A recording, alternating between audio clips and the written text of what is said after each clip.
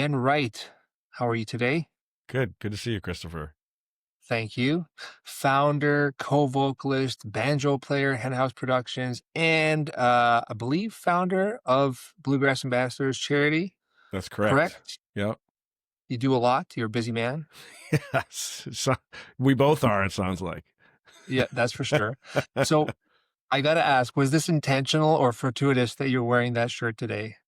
Oh, I wouldn't accidentally wear a shirt like this. But yeah, these are, uh, I have several of these and it's an easy way for me to look relatively put together when we just got back from a 24-hour drive 4 hours ago. Oh my goodness. So have you slept? I mean, I did the middle of the night shift and finished at like 4 a.m. and slept off and on for a couple of hours, but not a whole lot. So if So you fall asleep during this podcast, I won't be offended. It's not yeah, me. yeah, it's not, but I won't. So much to talk about. I will just start with some of the initial stuff. 1999, you're 23 years old, sorry, and on a whim you buy a banjo, and the rest is history. The notes say. I want to know like what led up to that. At what age did you discover music? What was Ben's life living up to or leading up to that pivotal moment? Yeah, so I grew up in upstate New York, and my mom was a flautist, but she was a school teacher, but she played flute in orchestras, kind of amateur, but high quality orchestras all my life. And she insisted that I take choir. Like I remember taking clarinet lessons and I hated it. And I'm the younger of two of, I have an older brother and they had kind of pushed him into piano lessons. And by the time I was around, they were like, we're not going to force you to do that. And so I tried the clarinet. I hated it and stopped doing it. And the only music I had through high school was choir, and I loved choir, but it was a social thing. It wasn't really it wasn't a hangout. It wasn't a what I thought good at music thing, but it ended up really helping a lot later on down the line. And so, yeah, I mean, I went I went to college after high school for one semester. I majored in horrifies my parents, but I majored in LSD that semester, and and literally got a 0.0. Uh, and uh, and I was given a choice to go back on academic probation, and I very clearly remember having this talk with my parents where they were like, "Well, you really have to apply yourself," and I was like, "I don't think college is for me, guys." And they were like, "Oh," and that was hard on them. Like my dad's a professor, my mom was a school teacher, but it was the best thing for me. I've never been a school person, but I'm an experiential person, and that freed me up to go out and experience life. And uh, I think there was a pivotal point. When I was 19, my dad took me to West Africa because Mm, he's an African historian, and that really shifted my worldview pretty massively. And I came back wanting to do something. I didn't know what it was, but I was like, I need to do something with the opportunities that I've been given with life. And so I started working on this farm in upstate New York. Uh, this is a roundabout. Like there's a movement from the 1930s called the Catholic Worker Movement, started by this woman named Dorothy Day, and she was all about uh, following the words of Christ. mhm, And I'm not a religious person; I never have been. But they were really welcoming, and I really loved the messaging and the stuff they were doing. And I mhm. worked on that farm for a while, and then I found out that they had a house in Chicago that was doing the same thing with homeless people on the streets of Chicago. And I moved to Chicago, and about 2 months after I got to the city, I was surrounded by people playing music, and I was like, I want to play music because everybody around me is playing music. But I didn't know what I wanted to do, and I recognized that everybody was playing guitar. And this day, this one day that I was walking down Lincoln Avenue by the Old Town School of Folk Music, and I had just gotten paid in cash for a job I was doing, and I got $200 in my pocket, and there was a banjo in the window for $199. And I walked in and I said, "Hey, if you'll sell that to me for $200, tax and everything, I'll take it." And they said, "We can do that." And that there was not a whole lot of forethought to it. It was like, oh, there's an instrument I don't play that, or that I haven't seen other people playing that I can afford. Mhm. And by buying that instrument, I fell in love with it. Like it wasn't usually, I think it's the other way around. And, but because that was the instrument I had, I started learning about it. And I was lucky enough to have a teacher who every week for my lessons, he'd bring me a cassette tape that he had bought at a thrift store, and he taped over the holes at the top of the cassette tape and recorded classic bluegrass albums over all these cheap cassette tapes. And that was my exposure to the lineage of bluegrass music, and I became obsessed with it. And that was, you know, the long and the short of it is I continued to do the kind of like social work stuff, but the music started growing in like the opportunities. I started the band, and it just got to the point where I was like, well, I'm working this full-time job as a social worker, and I have this opportunity to take a shot at making music for a living. And so I knew that if I didn't take that shot, there'd probably come a day where I'd wonder what would have happened if I did. Mhm. And so I quit the band, or I quit the job, and the band made the band as full time as possible. And that was probably 2005 that I quit the job. And so maybe 2006. So almost 20 years later, um, I'm talking to you. Yeah. I mean, that's fascinating because it wasn't like one specific thing that led to a chain of events. It was almost like a concentrated, grouping of different events that happened at the same time. Yeah. And if I'd stayed in college, none of that would have happened. And I don't, that's a dangerous thing to say around kids, you Mhm. know, like, cause I do believe in higher education. But it just wasn't for me. I think I've realized later in life that I have a certain, I have some ADHD. And I've worked around that with music, but with school, it was excruciatingly difficult. And so, Mhm. but it's only in the past year that I've literally got a diagnosis for ADHD in the past Yeah. year. And it was a revelatory thing for me. So, I don't believe in coincidence. I think, similar to you walking to that store and seeing that banjo for 199 and just saying like, this is what I'm going to have. I think that things happen for a reason. And I literally got fed last night a clip of Lionel Richie on Rogan, and he was talking about there's two types of kids. There's ones that are studious, and then there are ones that are artistic. And the worst thing to do for artistic kids is to put them into a schooling system like a traditional, because they're not going to excel. They're going to be C or D students, which is something that I was a huge stoner in university. I, much like you, failed out and then had to like petition the school and write a letter that I'm addicted to weed and it was so horrible and please let me back in. And my parents at the time, bless them for always supporting me. They said, "We don't care what you do. We just need you to learn the lesson of seeing something through." So that's why I had to hmm, finish university, because they instilled in me this desire to finish it for finishing sake.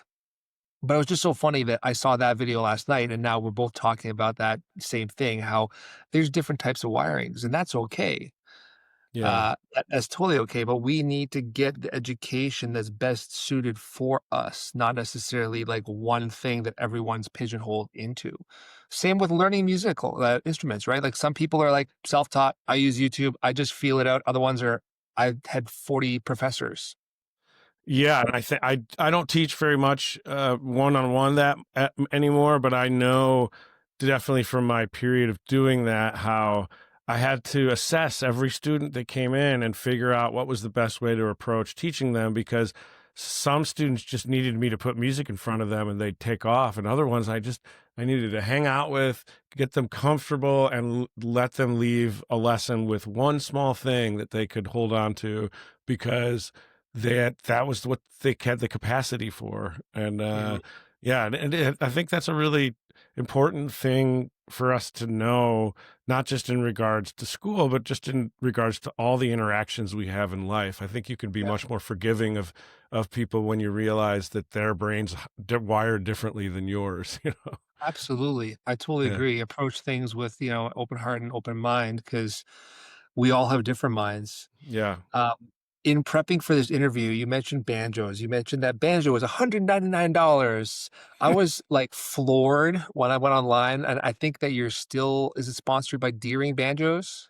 Actually, I'm not. I still have a Deering banjo and I love them, but I'm not sponsored by them anymore. I'm now working with a company out of the Czech Republic, uh, but that Deering makes like the arguably some of the best entry level banjos. They make really great high quality stuff too. Yeah. But it's funny. $199 in 1999 now is more like $600. Yeah, I Uh, know. Well, so where I was going with that was that I went to the Deering site and you've had like a profile there and whatnot from the work I guess you've done with them in the past. And yeah. then under your profile, they have banjos that range from 6K US to 16K US, which is like 16K US is like 20,000 Canadian dollars. And I was like, what? I would have never thought a banjo is that expensive. Like why is a banjo so expensive? Well, that's a great question, and have personal feelings about banjo expense that may differ from other people. I think if you're even an amateur player, I think it's okay and you should spend several $1,000s on a banjo, because the difference between a $500 banjo and a $2,500 banjo is vast. The quality of the tone that comes out of the instrument, the materials it's made out of. When you're spending a few grand on a banjo, you can be really selective about the kind of tone you want out of the instrument. And banjos Mm. have such a wide range of tone acoustically that come out of them, whereas like electric guitars have all these different tones that you can do through pedals and stuff like that. For banjos, it's all acoustic, and you different metals, different tone rings, different wood makes a different sound. The Deering banjo I have is made out of walnut. The one I'm playing right now is actually also made out of walnut, but I have a mahogany one that sounds completely different. If you want to become a banjo nerd, it's not hard to do. But after $5,000, I really believe the rest you're paying for is either vintage or design. You're not gonna spend 20,000 Canadian dollars on a banjo and have it sound all that much different or better than a $5,000 one. So Yeah. because you're just paying for custom looks and gold plating and stuff like that. So they're still pricey instruments, Yeah. but they're also, it's very common to have really ornate banjos, and I find that kind of it doesn't suit me very well. You just like the more traditional. Yeah, it's funny. The banjo, I just got a new banjo 2 weeks ago for the first time in forever, and it's really ornate. Uh, but I love it. I really do. I've grown to care for it just a lot in the past 2 weeks. Partly because I know who made it, and plus I got my wife has beautiful calligraphy, and she wrote my last name on, and it's in her writing on the instrument, which I think is Oh, really that's cool. nice. Yeah. So what do me a favor and elaborate a little because I am Czech. My family is all Czech. I lived in Prague for 4 years. I did high school there. How did you link up with this Czech company? Dude. Um, so there's a story that we tell audiences here in the U.S. I told it just on Saturday night, and it really gets to the core of the nonprofit work that we do. And that story is that, maybe 10 years ago we were touring Europe and we had a few shows in the Czech Republic, and we went in and. I'd heard that there were good bluegrass musicians from that part of the world, but I'd never been there before. And the very first show we played after we finished, people came up to the merch table and were like, "Hey, we brought instruments. Let's pick." Because, that's a thing. Like in bluegrass, a lot of people go to bluegrass festivals, they never even watch the band because they're just there to play with people, which is one of the beautiful things about bluegrass. It's community music. And so that after that first show in the Czech Republic, and there were these Czech people who had banjos and guitars and fiddles, and we got in this. I have a video of this first jam session, and where this guitar player's just ripping it, and I was like, after we were done, I was like, what is going on? Like, okay, yeah, there's some bluegrass in the Czech Republic. This is more than just some bluegrass in the Czech Republic. And what we came to learn was that at the end of World War II, when American soldiers were in Germany, kind of mopping up after the end of the war, they put up these radio towers in Munich and started broadcasting Armed Forces Radio Network for the American soldiers. And, the Czechoslovakia at the time was starting to kind of lock down, and people there were starting to lose their freedoms because communism was starting to rise. Yep. And, Czechoslovakia has a long history of incredible musicianship and luthiers, absolutely, before any of this. But what happened was these musicians picked up these radio broadcasts and fell in love with bluegrass music, and they identified it as the music of Americans, and the view of Americans from a Czechoslovak perspective was, wow, they live under a democracy. I mean, those people are free. That's the music they make. We want to make it too. And they started building their own instruments, and then just started killing it on learning how to play it. And so, I mean, I have this quote that I can pull up here, actually, if you by the very first Czech banjo player. That is just one of the most powerful things that it's funny. I didn't have this planned at all, but it's cool that so this is by this guy, Marko Čermák. He was the very first Czech banjo player. He made his own banjo. And he said, "From my friend Pavel's radio resounded that strange English, and then in the next moment, the banjo. Fantastic, devilish, interpolated with the whinnying of horses. I probably stopped breathing, and my heart must have stopped. Then there were the sounds of cowboys. They played mandolins, violins, harmonica, guitars, all instruments I knew well from cabins, from pubs, from the campfire. Now that was really music. It really grooved. And that fantastic banjo, I knocked over my chair and I begged Pavel to turn it up.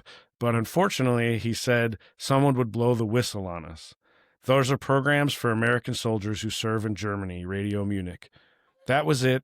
It was decided from that day on, wherever we were, we found our way to his radio." And That's so cool. Right? So we just went there this past November to celebrate this connection between American and Czech culture, because not only have Czech people learned how to play bluegrass and mastered making it and playing it, but they've added their own cultural flair to it. And there are Czech people who are playing music that sounds like bluegrass, but they've written Czech lyrics to it.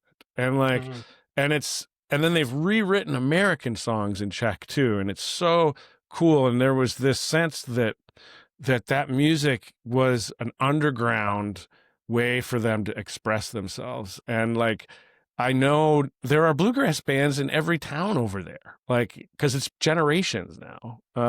So you asked, and we were there, and this banjo company was there, and they helped us meet that guy Pavel, who I read you that quote. He's really old now. They knew him and we interviewed him, and so they make really nice banjos, and I just started talking to them about the possibility of playing one, and I just got it 2 weeks ago. So what's the name of the company? They're called Čapek, C-A-P-E-K, Čapek banjos. They're based just outside of Prague.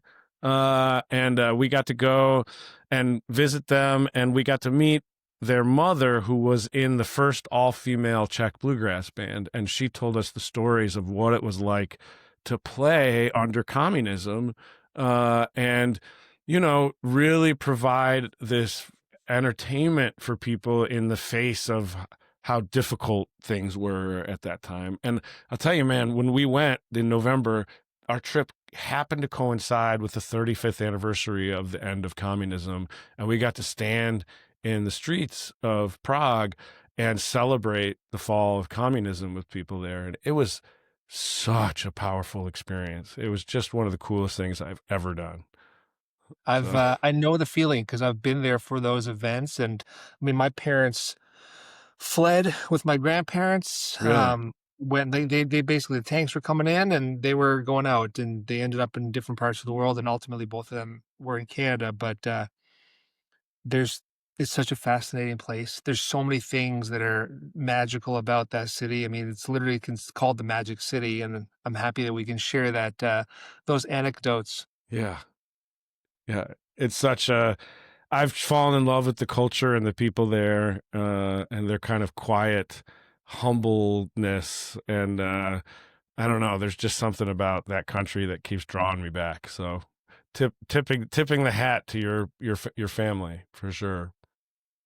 Amen. I'm so happy you shared those stories because kind of how you started that was one of my questions. There's this quote that audiences can expect an inspiring narrative at each show.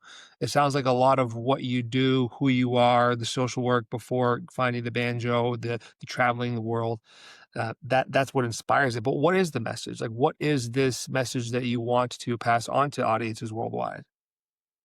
Yeah.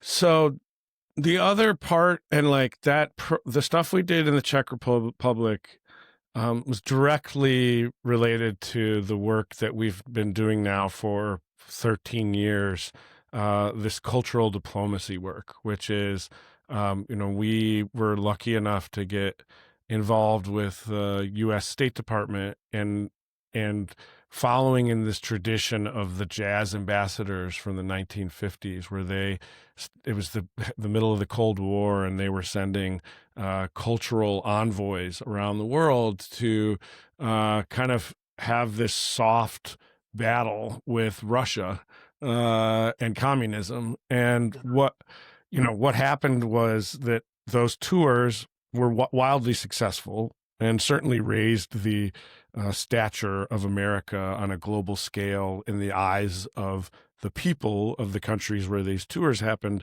But I think ultimately diplomats realized that music and musicians were a far superior tool to connect people than any amount of schooling or diplomacy training.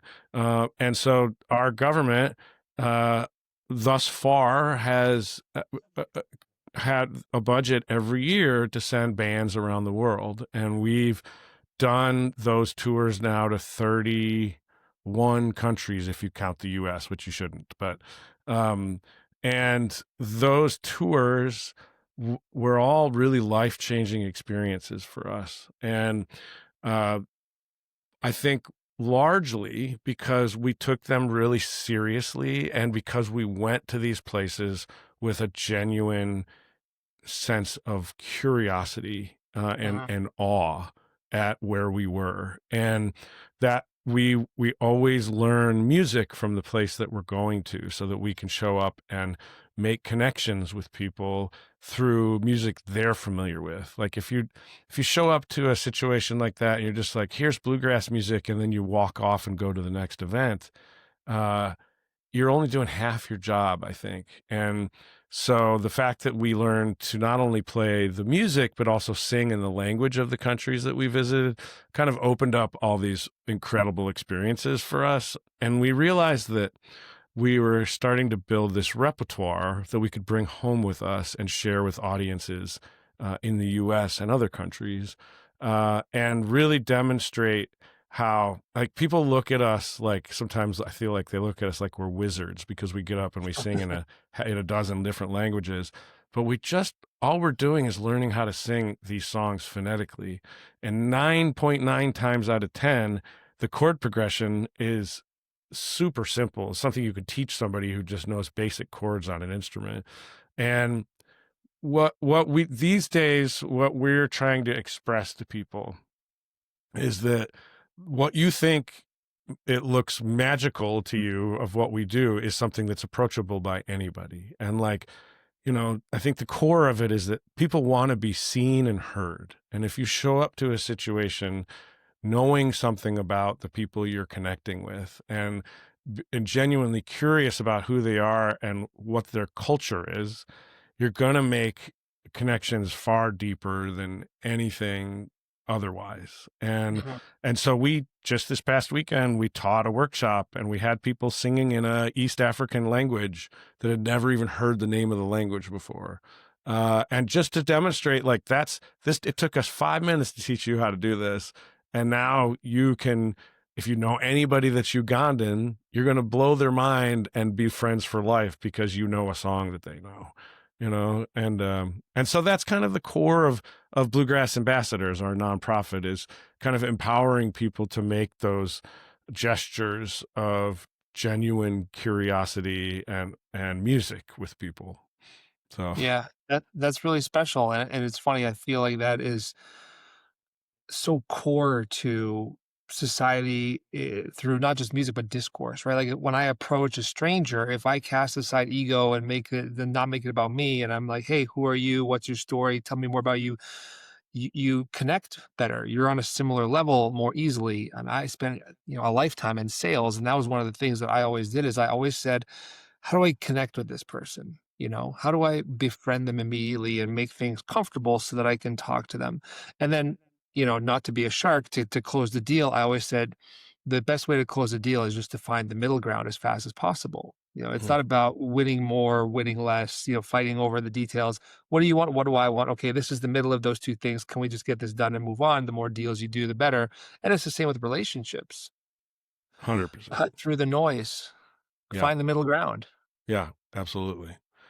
Uh, So you obviously have your hands full with a lot of things going on, but none more than the touring, 200 shows a year on average. Is that correct? that's probably it's probably it depends on what you say. We do a lot of education work now too. I'd say 150. I think it was 200 a couple years ago. As we do this longer, the more I start to realize balance is crucial. And I've kept the most recent iteration of this band together for almost 7 years now, and I want to keep it that way. So we are dialing back the amount of shows. I mean, we still play a stupid amount, but I really am trying. I've got our guitar player Chris is one of my favorite people in the world. He's got a beautiful 4-year-old son, and like it's not doing anybody any good keeping him away from his kid to a point of detriment. Uh-huh. And I want the band to have longevity. So we've dialed down the 200 shows a year thing, but we have also increased the quality of the shows we're playing, both musically and I think turnout wise. We have a really great team now, a wonderful sound engineer and a manager who is just dynamo, who has really helped me see the light and a lot of things. And so all those things together, we still, I mean, like I said, we just drove 24 hours. We left Florida at like 11 a.m. yesterday and got back at 10 a.m. this morning. So, uh, Balance comes yeah, that balance. I was just recently chatting with a drummer, Frank Zumo, who's done Sum 41 and many other things. Fascinating guy, also a family man. And we were talking about two things, which you just alluded to. One was travel and how, traveling has opened his mind, and he's trying to instill that in his children now. Because when you start to see different cultures, meet different people, connect with other people, it's like the LSD. Your mind opens to a whole other, series of options and possibilities. And you discover that we're all really similar and that we all kind of want the same thing worldwide. But yes, he 100%. also was talking about that balance of, like, being on the road so much and then having young kids, and he said that, yes, it's tough, and yes, sometimes they'll bring them on tour and spend that time together, uh, But then what we kind of concurred on was that it's about being present, right? So like when I come home and I'm off tour, I'm in full on dad and husband mode. I'm giving them my undivided attention. I'm not being distracted by other things. And that allows me to justify then being on the road and take that time away because they're getting the balance. Yeah. Just this morning, we got back. Chris, our guitar player, lives in Bloomington, Indiana, and we dropped him off and had another 4 hours before we got home. And our manager texted us right at like 10 o'clock. She's like, everybody make it home okay? And Chris was like, yep, I'm playing with cars right now. And like he was playing with Matchbox cars with his kid after, you know, the last 5 days playing shows and busting his butt for us. Now he's home busting his butt for his family. And like, Yeah. it has definitely encouraged me to think a little differently about things. And, because man, 15 years ago, I would have said I wouldn't have hired somebody that had a kid in this band. Honestly, I would have seen that as a detriment. And that's just where I was at the time. I'm not going to be hard on myself about it, but I'm really glad that I've come around to looking at things a little bit more holistically, because a happy dad and kid makes a happy band member. Mm. And like that makes a happy band. Like, attitude, energy, all those things are what allows us to keep doing this. Yeah. And so you got to look at it differently than you do as a 25-year-old. That's for sure. I agree. I have kids, and they definitely put things into perspective many, many times over. Yeah. Um, I do my best to not just have a conversation, but get like, inspiration and also teachings from, my guests to give to whether it's aspiring musicians or entrepreneurs or dads or whatever it is. With 200 shows a year, 150 shows a year, I have two questions. One is what would you say to an artist, who wants to succeed but is not willing to tour, doesn't want to tour, doesn't want to play shows? What are their chances of success?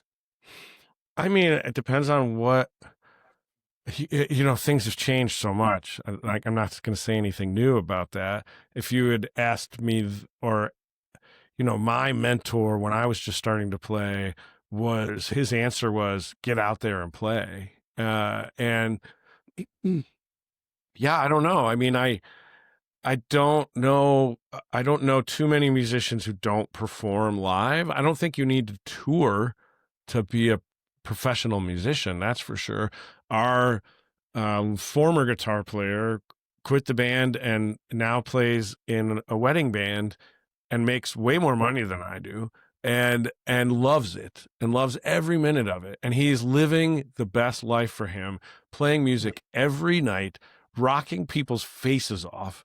And I think that is a perfectly legitimate thing to do. I also think that you don't need to make a living at music to be a really great musician that moves people with your music. And like, I was just having this conversation with someone the other day, and I do think one of the tragedies of the modern take on professional musicianship is that everybody thinks that it's either American Idol or nothing, like that, Right. or rock star or nothing. And it's like, I'm not a rock star, like I never will be.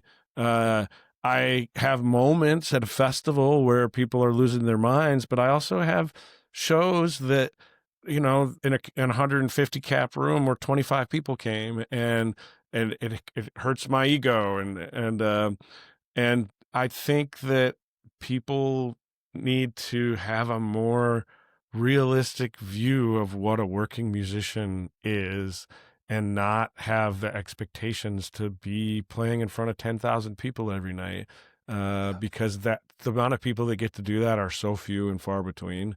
And I'm lucky to live. I recognize that there are a lot of people who look at me and wish they had the opportunities that I have to play in front of 100 people every night or 300 people every night. And so I think how you live your life as a musician is totally up to you. And I think there's nothing wrong with finding a job that makes you happy and then making music in the 2 to 20 hours extra you have during the week, and I think the best thing that for me that ever happened was I remember the first time I made $20 playing music, and I had this feeling of that I felt right then that I'd made it. Like I actually made money, any amount of money playing music, doing Mhm. this thing that I just love. And I think if you hold on to that as long as you can, it's going to allow you to get the experiences that come from making music with and for people. Like again, I was just saying to someone the other day, like you make yourself available to the world by getting on stage and making music with people. You don't even have to get on stage, but when you sit down and you play with people, it's a different form of communication, and the opportunities that it opens up are you more often than not have no idea what's going to transpire, and that's what's amazing Yeah. about it. Yeah, I totally agree with you. I think that we've lost ourselves in society where, we compare ourselves to other people so much now instead of comparing ourselves to ourselves.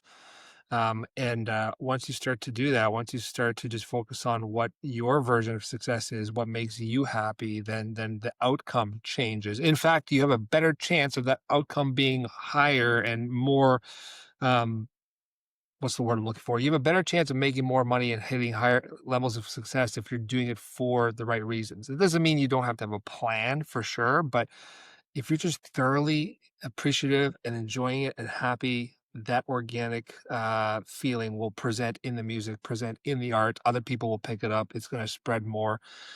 I'm gonna use this just because it happened to also be that same podcast with Frank Zumo, and I don't know if I'm the person that coined this or if someone did before me, and I'm gonna use it as my own until someone, proves me otherwise. But I had this epiphany. You mentioned rock star, and I said, "Oh my God, a rock star isn't this celebrity status. A rock star should be viewed as what it is, someone who has done the work to build a very strong foundation, a sense of self, a rock who, because of that, can then shine bright like a star because they are working towards, that through the grounding, through the self work, etc." I I love think that. it's the answer, I think. Wow. I really love that. So Yeah. that word, that definition is forever changed in my mind now because of that epiphany and that conversation. And that's why I love doing this. You learn so much. I mean, you tell me about Czech history that I don't even know. Yeah, yeah, that's really cool stuff. I'm gonna hold on to that rock star euphemism. Please do. Please share it. Yeah, yeah. Um, so your newest album dropped April 18th, 3 days after my birthday. So it's a fantastic time of year. uh, I found it so cool that it was Unravel, and yet it's, this group of musicians who are clearly um, spiritual, rooted in kindness, rooted in good, who are, doing this because they love it. I think the description said, like, it was each of you kind of stripping down to your most vulnerable selves in order to build back up, which I love. I feel like there's power in vulnerability. You start to identify your weaknesses and you start to identify your strength, and then you can move forward stronger, especially if it's with other people. Talk to me about, like, what you kind of mean with your strip, like, why 20 years later?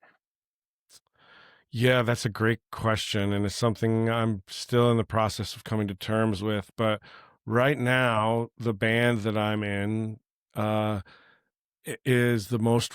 We are at the most raw and supportive. It is hard to imagine a band that is more loving and caring for each other than what we've managed to find right now. And that's where that sentimentality of Unravel came from around the album. Like we have spent the last 6-ish years as the four of us figuring out how to get comfortable being that raw and authentic with each other through supporting each other. Some things happen, like a couple of us lost some pets. We're all very much animal people, and like we were there. I think I just thought this out, just was thinking this right now, but that was one of the first. I lost a dog, and John lost a dog too. and we all just kind of supported each other through it. And Chris did too. Yeah, we lost some pets, and I think that might have been like a beginning of us really recognizing the value of caring for each other. And we're still dudes, we still rip on each other constantly, but Mhm. when it comes down to brass tacks, as they say, uh we are there with each other. We are at each other's sides, um and I've never felt that way in 20 years doing this. And I love everybody who's ever been in this band, but I think we finally found the right four guys to strip away the ego as much as we can and really care about each other. And man, does that make the music so much better. Uh, Right. and it's like the past two albums we put out, I've never imagined I could have made music like those and written songs like those. And I just think it's because all four of us are coming. And now, really, I could say all six of us, because of our manager and our sound engineer, we really are a unit. And we were having talks in the van yesterday that were unthinkable to me 10 years ago. Just decision making together as a group with differing opinions, finding consensus, like all this stuff and it just kind of happened yesterday. Took a lot of work to get there, but now that we're there, I think we're paying homage to it with the music we're making. And Uh, it's really something I'm so grateful for. And I get emotional thinking about it, honestly. So that's that's good. where that came from. I appreciate you sharing. I mean, I'm a big believer that love is the most powerful thing in this world, and it's so important to truly respect and understand. We got to a point like where people just kind of casually say, "Love you, love this," you know. And sure, I'm not saying you shouldn't say those things, but to truly feel it, to truly love yourself, to truly be free of ego, like you said earlier, and judgment and all those things, that opens up this crazy profound level of love that, like you said, connects us to another level. And I think that more and more societies, I think, starting to find that again. I have a fantastic friend who works for one of your government's three-letter organizations. He has been doing it for a long time. He's a lifer, and with that job comes a certain uh, personality that one would expect. But this man is so loving and Hmm. so kind, and, he shares with me and emotes with me as much as I do with him, and he recently had a child, and we were sharing the beauty of that, and he lost his father, and I lost someone in my life, and we were, crying with each other over that, but that doesn't mean we don't rip on each other and bro out still, and it doesn't mean he can't do his job, but it just makes the connection to the human that much more powerful by having that, again, vulnerability, right? Like, by accepting the vulnerabilities and being raw and real with each other, which is, again, why I love doing these chats. Yeah. And I can't help but think also about kind of male gender norms, and like that's a hurdle you need to get over. Yeah. I feel like with every friendship slash male relationship I have, it's like it's hard. Like, I do believe in those kind of gender norms and how dudes instinctively are tough guys, and you have to shed that stuff and Mhm. be vulnerable with each other. And it's so difficult to do. And it's something you have to practice, just like your Yeah. instrument. you know? Yeah. I So agree. And I feel like, ironically, when a man, especially a larger, let's say, strong man, whatever you want to refer to him as, a masculine man by stereotypes, when they embrace that vulnerability, when they are not too proud to talk about their feelings, to cry, whatever it is, it actually makes them more manly. It makes them stronger because the character grows. mm. Heavy stuff and lovely Yeah, stuff right. aside, let me ask you something fun. Yeah. What's something about bluegrass that no one knows or that is a common misconception? Because I started to listen to your catalog a few days ago, like really diving deeper, preparing for this, and I was like, hold on a second. I haven't totally misjudged bluegrass. Yeah, bluegrass has come a long way, And I think it's a really beautiful medium with which to explore your uh I just love I don't know I've listened to it now for 30 years, and so it's become ingrained in me, but I do think a lot of people who haven't dived into it don't recognize how profoundly deep it goes historically, but also emotionally. And Mm, and there's something about how bluegrass you can be listening to a song that's 130 beats a minute and realize after falling in love with the song and hearing it for 50 times that it's one of the most tragic stories you've ever heard, even though it's danceable and makes you tap your foot and bounce your head. The words are not always connected to the feel of the music, and I like that kind of surprise.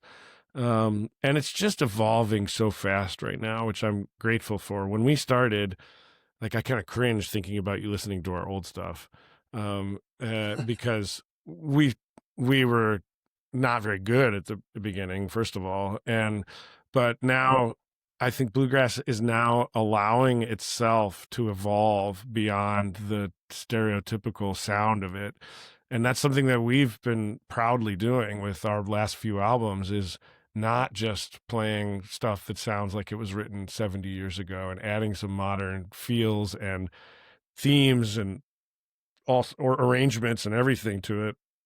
So, but it's no secret that like the past 5 years, there's been a huge uptick in popularity of bluegrass because of Billy Strings. There's like no question about it, and I'm super grateful for that. Like we have people at every show with Billy String shirts on, and I think he has made it even more cool. I do think bluegrass is one of those genres that will never disappear. Like even if it's on a lull in popularity, there's always going to be a big core group of people who love it. But it is on a huge upswing right now, and it's really exciting to be a small part of it. cool. You Mhm. actually touched on something there that I wanted to bring up, how you guys organically bring in your likes and your influences from a modern perspective to the traditional bluegrass. And the example that stood out for me on your Instagram was that Grindhouse movie poster for that. I think it was a 3 show or 3 night tour. I was like, that is so cool because I grew up on horror, and immediately I was like hooked on the artwork and the colors. You know, of all the genres, how do you bring horror into bluegrass? And more importantly, like how do you infuse it with your own vibe? Well, I mean, boy, bluegrass has a dark side, like it really does, and so it's not. One of the earliest songs I learned to play um, was a song about Jesse James and how he was murdered. And like, so and there's murder ballads are a subgenre of bluegrass.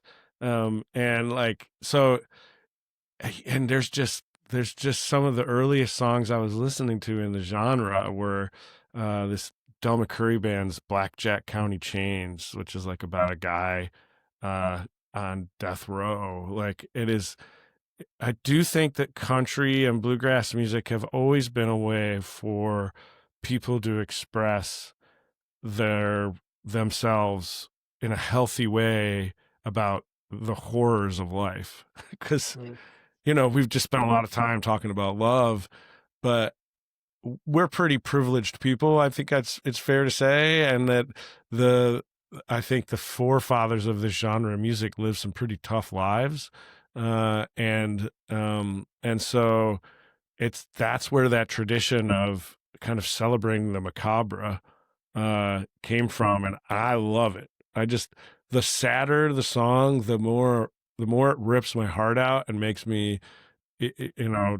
Uh, just heart-wrenchingly sad, the more I'm drawn to it for some reason. And I mhm. don't know what that says about me, but I know I'm not alone in that. Definitely not. I mean, you think about the last song that Kurt Cobain ever performed live, right? In the Pines, in the Mm. Pines. That's heavy stuff. Well, we do that song. That was a Leadbelly tune that Bill Monroe, the father of bluegrass, played, and so we do it too. And it's funny how many people come up to us and think we're covering a Nirvana song, uh, and I love that. And I love that it's an opportunity to have a conversation like this with people. And like, I do think that bluegrass people sometimes have a way of being snooty about it, and it's like, man, what an opportunity to have a cool conversation with somebody who loves Nirvana and is hearing bluegrass probably for the first time, and you can find a connection between the two genres right there, you know? Yeah.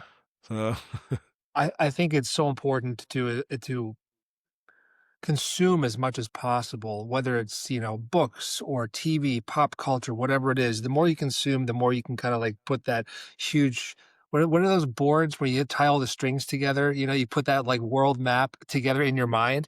I yeah, was totally. watching, it's Halloween. So, usually I'm all documentaries and information all year long. And then for October, I'm like, okay, horror movies. Uh, and my girlfriend hasn't really watched many of them at all. So I'm trying to introduce her to different ones, different topics or themes, genres within horror. And we were watching I Know What You Did Last Summer last night. And there's this scene when they go to this, old lady's house, who I think was played by Anne Hesh. And that song by Leadbelly is playing. And I didn't, because I haven't seen that movie in so long. And it's been a while since I learned about, Nirvana covering Leadbelly. And I was like, oh my God, how did I not know this the first time I saw this movie? Yeah, It's that's great. neat. That's funny. I have also exposed my wife to horror, and she's a little squeamish. I made a mistake of showing her. Oh gosh, what was the Stephen Cannibal King? Holocaust. No, no, not that bad. But the one, what's the Stephen King one? The Mist. Okay, yeah. And the end of the movie Mist is just one of the most devastating endings ever. Even it's different than the book, and even Stephen King said it was better than his. And so she shied away from it for a while after I showed her that movie. But after a few more years, I got her to watch The Thing, and Mm, she really liked The Thing, and we ended up watching the sequel and all this stuff. And she started to recognize why I like these things instead of purely making fun of me for them. yeah. Horror is kind of like music, and in many ways, life is like there's so many different niches. You just have to kind of like find one that you click with, and then from there you start to expand outward. Like when I first listened to music, I grew up in classical and classic rock and a bit of jazz and blues. And then I discovered hip hop, and then I discovered alternative rock. And then all of a sudden from there it was like electronic and metal. And then there's all the niche and the subgenres. It's with horror too. What I'm trying to explain to my girlfriend is like, okay, there's creature features and there's slasher and there's zombie, and then there's like really brutal ones like, gore. Let's find what you like. And then from there we can tiptoe in and expand. Yeah. Yeah, that's the and let her guide it almost, Yeah. like she liked this, she didn't like that. Let's find something similar to that, So So bluegrass, darker than people realize. That's how you brought some of that. What about the rest of like, what you guys do? How do you bring in the things that you love and inspire you into this style of music and still keep the tradition of bluegrass alive? yeah, uh we write our own material. Like there's one cover on our most recent album, uh and I that's really on there because our label kind of was like, you got to do a cover, and I don't disagree with that, but it's not. We pride ourselves on being songwriters, Mhm. and that is definitely the way we leave a mark on things. And I'm proud of who the four of us are as songwriters. I think we've developed, and I do think that that's like the most tricky and most important muscle to be building as a musician, from my perspective, and from in bluegrass, where lyrics really are a huge part of it. And so this Unravel has some really cool, funny, dark, happy stuff on it that kind of runs the gamut. And all four of us have different styles of writing.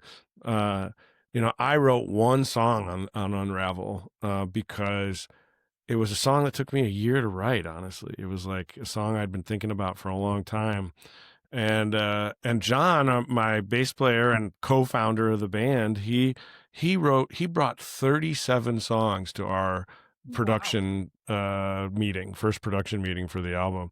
And that's a completely different way of doing it. And I don't know. I think that's how we express ourselves most strongly is through the actual lyrical songs we bring, and that's just become a huge part of our identity.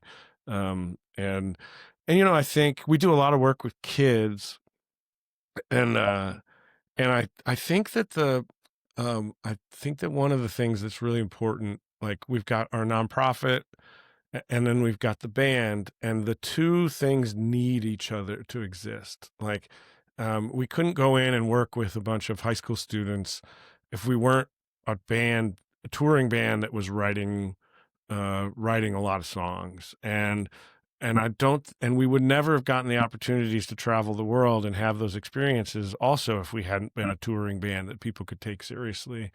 Hmm. And so I think all those things kind of equally leave a mark on the music world in our footprint. As small as it may be, that is who we are. And I think that is to not I don't love talking about it in these terms, but that's become our brand, is like Um, uh really good songwriters that are doing their best to contribute to uh better communication in the world. Something I like love that.